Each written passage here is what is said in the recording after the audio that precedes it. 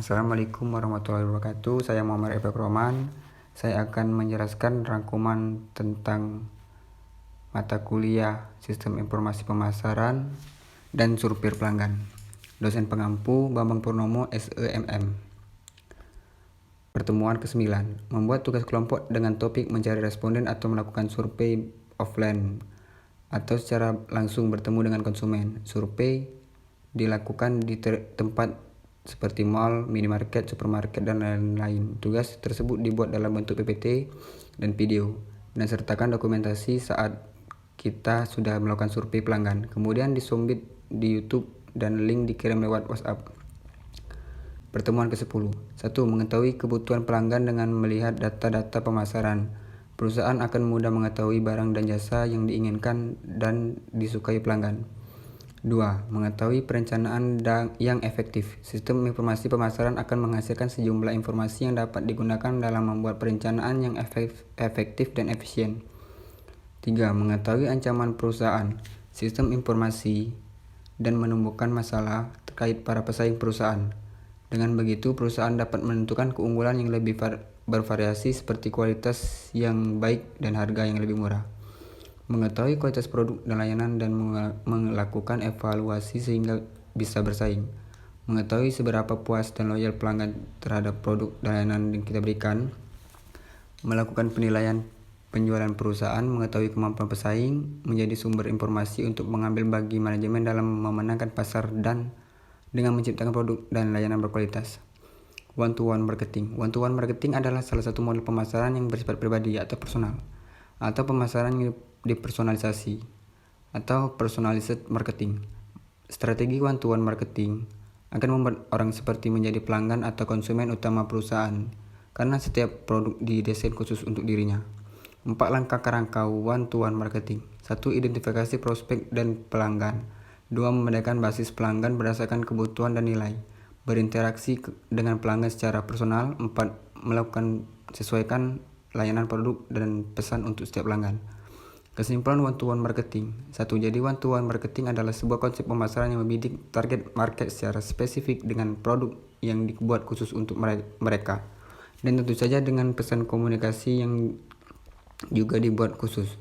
2. Dengan cara demikian maka ada kesatuan antara produk, target, market, isi atau materi pesan bahkan media yang digunakan untuk mendeliver juga secara khusus. Pertemuan ke-11. Membuat tugas individu dengan jelaskan kekuatan apa saja mempengaruhi one-to-one marketing. Dalam one-to-one marketing ada sebuah proses komunikasi pemasaran yang direvisi. 3. Jelaskan apa itu pengertian pelanggan. 4. Apa manfaat mempelajari perilaku konsumen. 5. Apa saja faktor-faktor yang mempengaruhi perilaku konsumen. 6.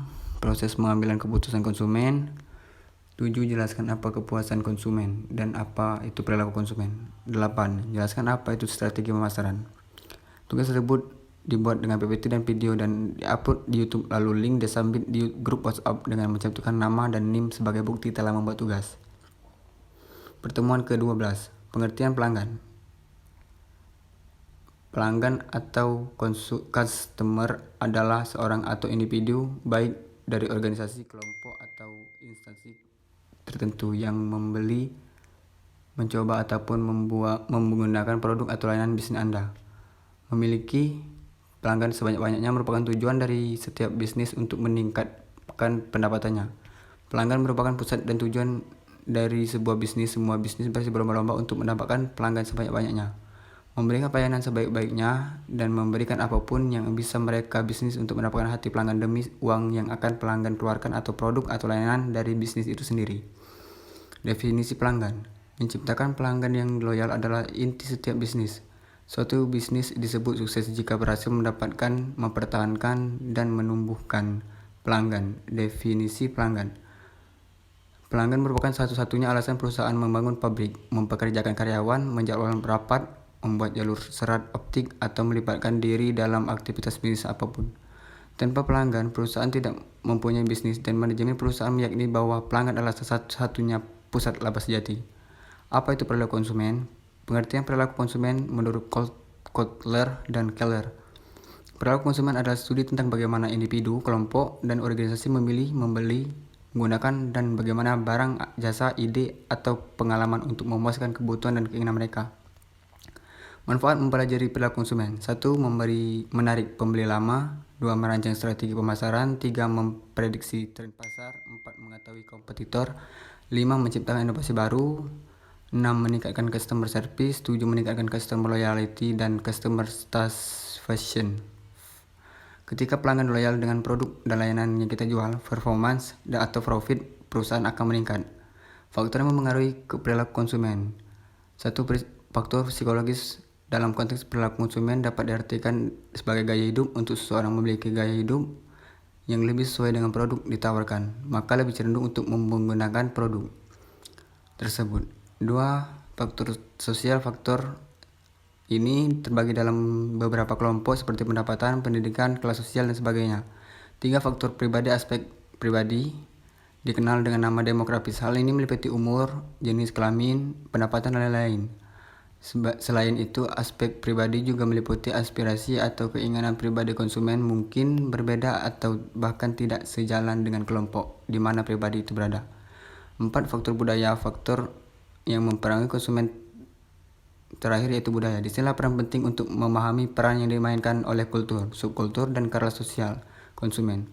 Pada intinya, dengan adanya kebudayaan, perilaku konsumen dapat mengalami perubahan. Dengan mengidentifikasi beragam budaya yang ada di masyarakat dapat membantu Anda memprediksi produk yang Anda tawarkan bisa diterima atau tidak oleh calon konsumen.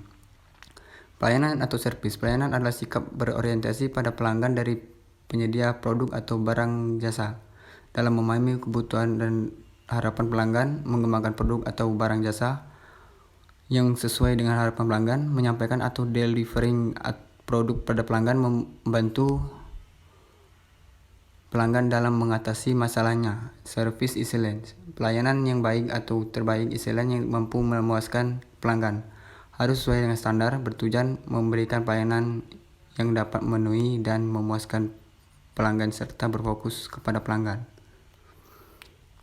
Penilaian tingkat pelayanan. Pelanggan cenderung memberikan pelayanan terhadap tingkat pelayanan yang kita sediakan dari 2 dimensi. 1.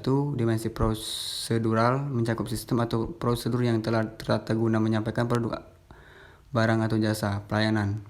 Dimensi pribadi, bagaimana penyedia pelayanan atau menggunakan sikap, perilaku, dan kemampuan lisan berinteraksi dengan pelanggan.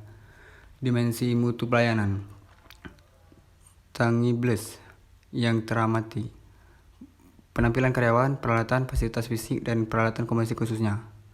Reliability, keandalan, kemampuan memberikan pelayanan sesuai dengan diinformasikan atau dijanjikan.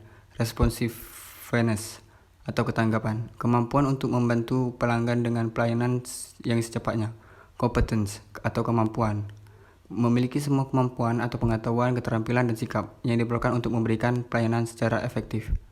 5. Courtesy atau sopan santun. Sopan santun, sikap hormat, bijaksana, dan keramahan dari para petugas yang melayani. Internal dimensi mutu pelayanan atau lanjutan. Pertemuan ke-14. Apa yang dilakukan dengan pelanggan? Jika puas mereka diam, jika tidak puas mereka mengeluh. Komplain atau keluhan, perpaduan atau penyampaian ketidakpuasan, ketidaknyamanan, kejengkelan, dan kemarahan atas servis, jasa, atau produk. Mengapa konsumen mengeluh? Mendapatkan pelayanan atau produk tidak sesuai biaya yang dikeluarkan, tidak puas pada pelayanannya. Pertemuan ke-15. Riset pemasaran, suatu upaya pencarian untuk memperoleh informasi yang secara relevan secara teknis. Riset marketing merupakan proses formal dan objektif agar dengan sistematik dalam memproses, menganalisis, dan menafsirkan data untuk ditujukan menyediakan informasi yang berguna untuk membuat keputusan dalam marketing. Faktor yang menyebabkan pentingnya informasi riset pemasaran. 1. Tekanan persaingan. 2. Pasar yang tumbuh. 3. Harga sebuah kesalahan. 4. Harapan konsumen yang meningkat. Peranan riset pemasaran merupakan cara efektif yang untuk menentukan produk atau layanan baru yang laku dijual. Merupakan sarana manajemen efektif dan efisien. Contoh untuk memutuskan apakah harga suatu produk akan dinaikkan atau tidak. Merupakan sarana yang baik secara metodologi dan statistik. Merupakan proses ilmiah yang bersifat netral dan memberikan hasil yang tidak bias atau valid. Merupakan sarana mendekatkan perusahaan dengan konsumen atau promosi secara halus. Dapat menunjukkan cara-cara dalam menembus hambatan-hambatan dalam proses penjualan produk atau jasa. Misalnya, mengapa produk brand tertentu tidak dikenal masyarakat luas. Pertemuan ke-16 membuat rangkuman dan penjelasan materi dari pertemuan 9 sampai 16.